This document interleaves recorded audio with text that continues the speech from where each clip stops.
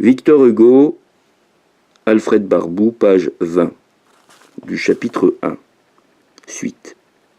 Un incident d'une importance particulière vint troubler cette existence tranquille et dut avoir beaucoup d'influence sur la gravité précoce de l'enfant poète.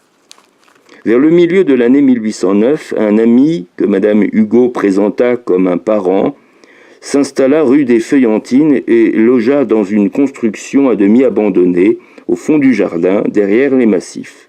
Cet ami, qui s'associait au jeu des enfants, racontait de belles histoires, corrigeait les devoirs et faisait expliquer l'historien latin Tacite à Victor, qui n'avait que 8 ans. Cet ami était le général Lahorie, L-A-H-O-R-I-E, frère d'armes du général Hugo. Il ne sortait jamais, il se cachait, s'étant compromis en 1804 dans la conspiration du général Moreau. Moreau. Victime d'une odieuse trahison, il fut découvert dans sa retraite et mis en prison.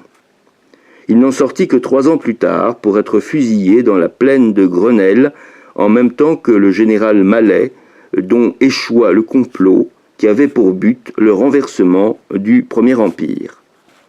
On comprend quelle impression douloureuse et durable se grava dans l'âme du jeune Victor. Son ami Lahorie l'avait fait sauter sur ses genoux. Il avait donné à son intelligence naissante une robuste nourriture. Le futur poète pleura longtemps et lorsque plus tard il se souvint de cette victime, l'enthousiasme qu'on lui avait inspiré pour Napoléon Ier fit aisément place à des convictions nouvelles. Des souvenirs plus touchants, ou du moins plus tendres, se rattachent à cette maison de la rue des Feuillantines. C'est là, dans l'allée des Marronniers, près de l'Escarpolette et du Puisard, que de temps à autre venait jouer une fillette qui, quelques années plus tard, s'appela Madame Hugo. Lahorie expiait encore son honnêteté.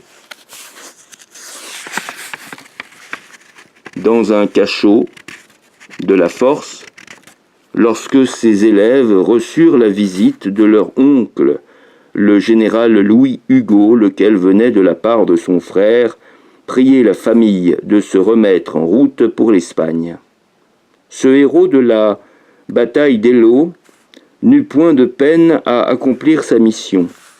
Madame Hugo dit à ses enfants « Il faut que vous sachiez l'espagnol dans 3 mois. » Ceux-ci le parlaient après 6 semaines. On partit au printemps de l'année 1811 pour rejoindre le père, devenu général à son tour, depuis 2 ans, majordome du palais de Madrid et gouverneur de 2 provinces.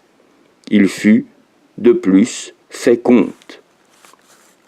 Le voyage fut long et difficile. On s'arrêta 1 mois à Bayonne, où Victor Hugo, âgé de 9 ans, devint amoureux d'une demoiselle de 10 ans qu'il ne revit point, mais il n'oublia jamais cette idylle qui dura 3 semaines. À Bayonne s'organisa un immense convoi escorté de soldats qui, après des fatigues sans nombre et des péripéties de tout genre, atteignit Madrid au bout de 3 mois. Les enfants et la femme du général français furent logés au palais Mascherano, palais magnifique, séjour merveilleux, dans lequel, cependant, les hôtes étrangers comprirent quelle était la haine des Espagnols pour leurs vainqueurs.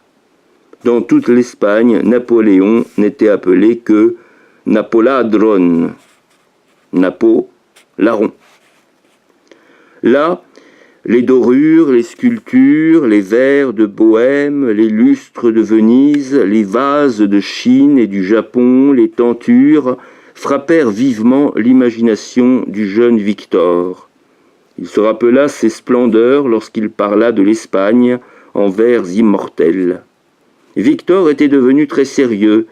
Il ne pleurait plus depuis que son père l'avait fait habiller en fille pour lui apprendre à se conduire en homme.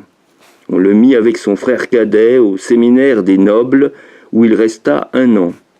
On le destinait à entrer dans les pages du roi qui l'aimait beaucoup, du roi Joseph. C'est à ce séjour au collège des nobles qu'il faut rapporter les combats d'enfants pour le grand empereur, dont le poète fait quelque part mention. On ne se battait pas moins qu'à coups de couteau, et son frère Eugène fut grièvement blessé dans un de ces petits duels à l'espagnol.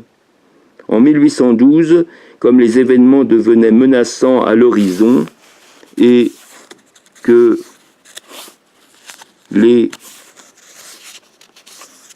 on va changer de page, le temps de tourner la page.